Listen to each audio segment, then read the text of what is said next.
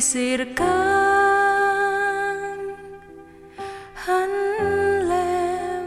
giúp cô than lệ người mười mót bằng tim bu lệ táp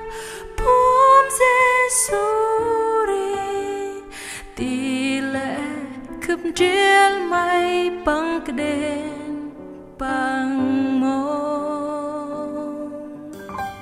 mong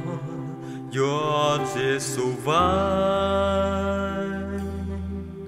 bữa ta nào chia mây ai mầm Chúa Giêsu tuần bằng đến sắc bóng rải hành cờ yo tì cướp triệt mây bằng cơn nín chi yo tì cướp tình Giêsu vai ta chốt xác mây kết dung lời yo anh yo tì cướp Giêsu tôi sirkan ở quanh nam rong mây tựa nín chi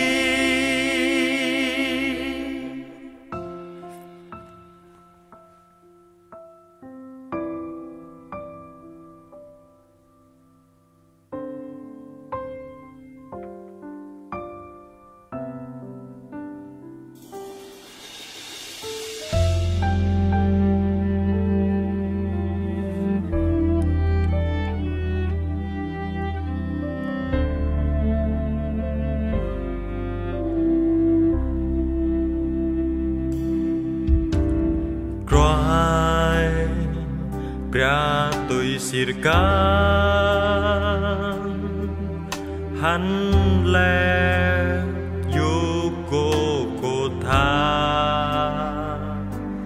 lẽ đời mới mòn bằng tim bu họ ta bom Giêsu ri tì lẽ cướp triệt mây bằng đền bằng mô cho Giêsu vai bữa ta nấu chiết bằng ai mầm cho Giêsu tươn bằng đèn sắc băng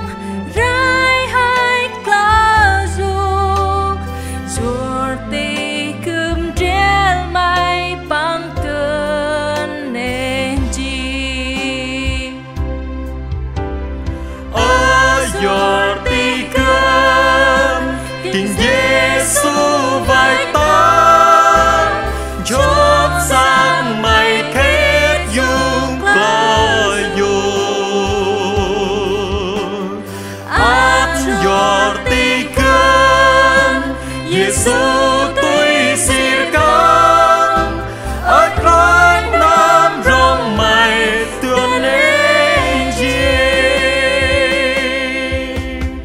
dan ăn cơm cười khít piang át đêm yo rong Giêsu mang bên lệ tung nào tim mây cơn yo tì cướp tình Giêsu vai ta chốt xác mây kết dung lời yo anh yo tì cướp Giêsu